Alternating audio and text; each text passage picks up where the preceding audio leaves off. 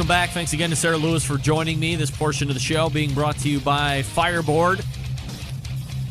Monitor up to 6 different temperatures simultaneously. Connect to Wi-Fi for cloud-based monitoring or connect via Bluetooth. If you have Alexa or the Google Assistant in your home, you're in luck because Fireboard is fully integrated with both. You can find out more by visiting fireboard.com or call 816-945-2232. That's 816-945-2232. That's the good folks over at Fireboard. Let me peruse the email real quick. No. Okay. I'm a little remiss as I had Tuffy Stone on, and I quickly realized that we probably weren't going to get to 4 or 5 of the items that I was looking to cover. But, I mean, typically that's what happens when I'm putting the show together. I over-prep for show outline stuff, thinking that we'll race through it, and then I'm going to have to figure out how to come off with stuff off the top of my head. But luckily, that has never happened before, and I promised myself this year that if I got through all the questions and there was still 7 minutes left, I was just going to end the interview. That was going to be it. Get that big stuff out of here. I'm going to try and stretch it out if it doesn't stretch out, if it's not stretch out worthy.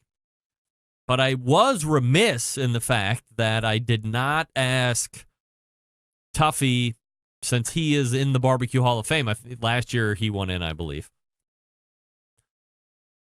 about the 9 potential I don't even know, the short list, the 9 people on the short list that will end up making up 3 that are the 2019 Barbecue Hall of Fame class.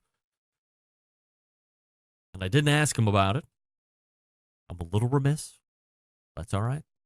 Maybe next time he's on, we'll talk about it. Oh, come on. No. I got this. Oh, okay. I got to turn my ad blocker off. Pause on the site. Now I got to refresh it. This is a couple weeks old, but actually it's about a month old. I've mentioned it on the show a couple times. I actually sponsored 2 segments of the show. CBD oil and CBD. I mean, are we down with CBD? You know me. CBD has been a topic on the show over the past, let's say, month and a half, 2 months, and I wanted to bring this story to you back when it was actually happening. But we've had a lot of great bookings on the show. We've had a lot of other great things that I've had to rant about on this show, which is spectacular. But if you missed it, Carl's Jr., which is also known as Hardee's in some other regions of the country, introduced their CBD-infused hamburger 2 weeks ago. Because why? It was 4/20. That's right. April 20th. Do I want to look at this? Look at that. Pardon me. Where's my cough button? Here's the story. Carl's Jr. became the first major fast food chain to debut a cannabis-infused burger. So on Saturday of 4/20, they debuted the CBD-infused Rocky Mountain High Cheeseburger Delight. I mean, can we play it up anymore? How about just the CBD burger? That's got a pretty intuitive name to it. Not the Rocky Mountain High Cheeseburger Delight. This was debuted at a single location in the Denver area. The CBD burger was available for how much? How much was this burger available for in U.S. dollars? $4.20. It was a one-day testing, fittingly held on April 20th, a weed-filled celebration for many Americans. That's right. In case you didn't know, 420 is code for getting nice. And when it falls on that day and that part of the year, 420, a lot of Americans take time out to burn the hippie lettuce. Now, with the test, Carl's Jr. has become the first major fast food chain to roll out a cannabis-infused menu item. If even just for one location and a one-day event, the Cheeseburger Delight consists of 2 beef patties topped with pickled jalapenos, pepper jack cheese, fries, and CBD-infused Santa Fe sauce. Carl's Jr. has been working on the CBD burger since its vegan Beyond Meat burger launch in early January, according to Patty Trevino, Carl Jr.'s senior VP of brand marketing. Unlike with most menu item tests, one of Trevino's earliest conversations about Carl's Jr.'s decision to make CBD-infused burgers with the company legal team. The Denver restaurant was picked as the 420 test spot in part because Colorado legalized recreational marijuana back in 2014. It's been almost 6 years since then. Wow.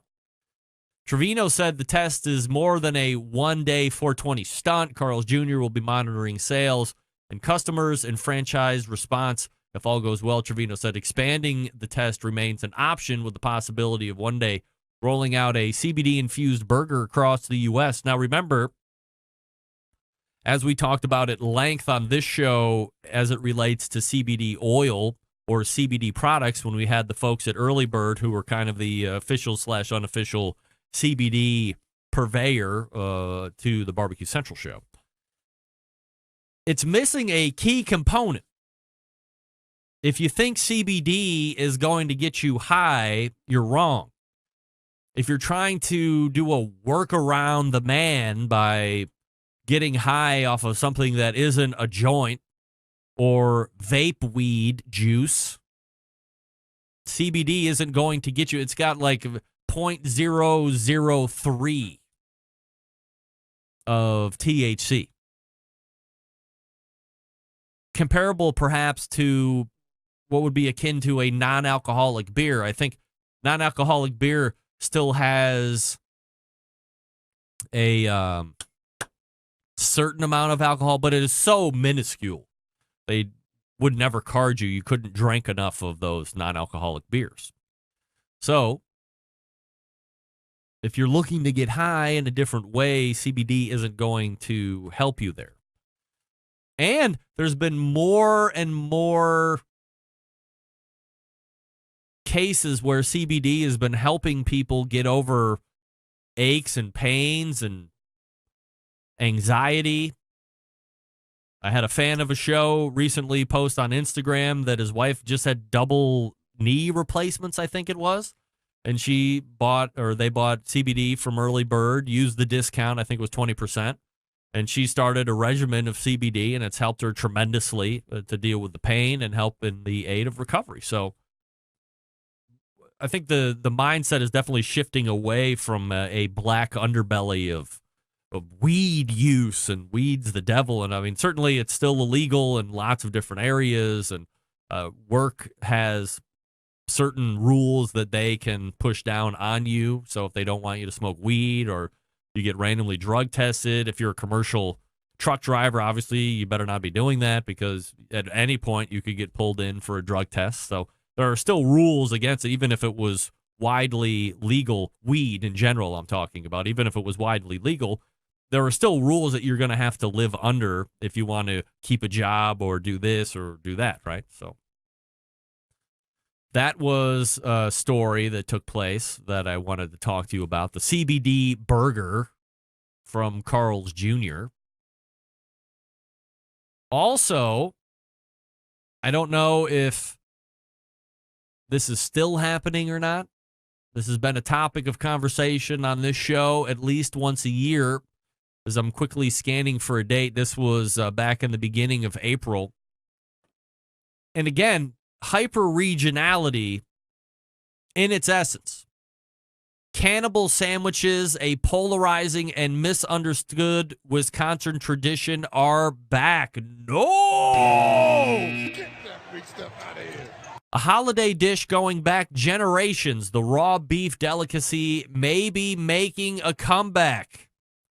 Yes, I hope it's making a comeback, because what we need more in this life are Melba Toast base ground beef raw with 2 or 3 slivered onion slices, salt and pepper to taste. Now let's eat it. Sounds great, right? Imagine it's the holidays, and to quiet your pre-dinner hunger, someone hands you a slice of rye bread topped with a thick spread of fresh, raw beef, chopped onion, sprinkle of salt and pepper. Sounds great? Probably not. At first, you look at it like, excuse me? Am I supposed to do or eat this? Said Jeff Zupan, operations manager of Bunzel's Meat Market in Milwaukee, a lifelong cannibal sandwich enthusiast. Cannibal sandwiches, longtime Milwaukee tradition. Come Christmas time, Bunzel's goes through over 1,000 pounds of raw beef and about 250 pounds of raw onions exclusively for cannibal sandwiches. While southeastern Wisconsin's may be the more eager cannibal sandwich consumers, the snack has been spotted across the upper Midwest. Some also know it by the name of tiger meat or wildcat. Chef Justin Carlisle of Ardent in Milwaukee remembers it growing up from his family in Sparta.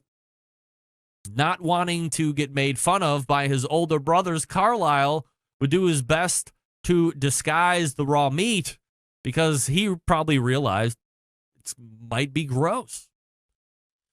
But it continues to be popular. So, once again, and Stephen Reichlin was under the impression that these folks weren't eating ground beef like the prepackaged stuff that you might take a handful of, work into a patty, and slam on the grill.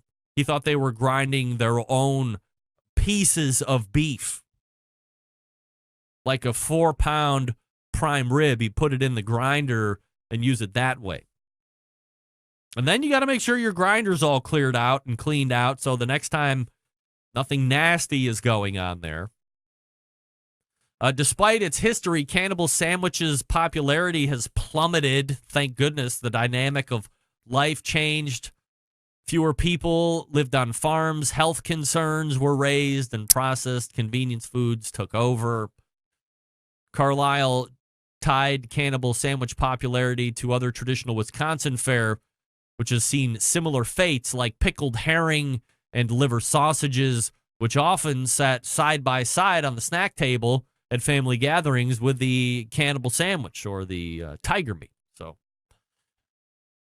a Wisconsin delight.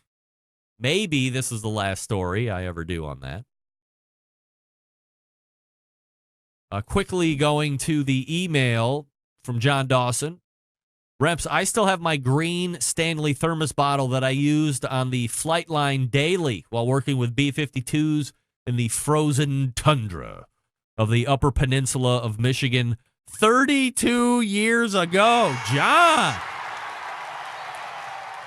you almost have double the years on your Stanley bottle than I have on mine. I mean, I got to be working into, I think I said 15 years, but it's probably closer to 18. That first over-the-road job that I got, hooked myself up with that. Lastly, I want to tell you about this story because it is basing out of Ohio State's campus. So if you are not a Buckeye fan, you will continue to hate the Buckeyes. But bacon vending machines hit Ohio State campus. Right.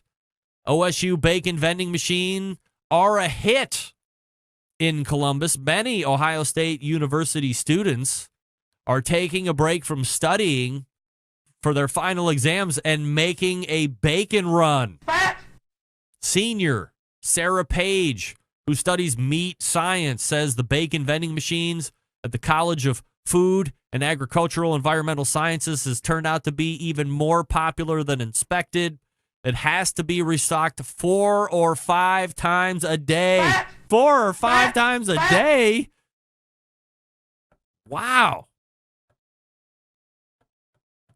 It offers cooked bacon strips and bacon bits for $1. Proceeds to benefit the Meat Science Program. Members of the program are responsible for the bacon machine operation on the Columbus campus. The Ohio Pork Council sponsored the machine, with bacon donations coming from show sponsor Smithfield, also Hormel and Sugardale. The machine will remain on campus through the end of the year. Pre-dental students, Shay Marital loves the overall doneness of it. How about that? So just another reason why you either love or hate Ohio State. Football team, basketball team. You like Columbus as a city. I love Columbus as a city. I could give a crap about Ohio State on its head. But a bacon vending machine, that may or may not push you to decide to go to Columbus for school versus somewhere else. A bacon vending machine. Wow. For $1 a pop, no less. Couple strands of Baco on your way to class. See you in pre-calc. Got to go hit the Baco vending machine. I grabbed a bagel from the 5 and Dime on the way over. Going to make myself a bacon bagel sando. It's going to be delish as I eat my pork as I head to pre-calc. All right, we are ready to wrap the second hour. That means the show as well.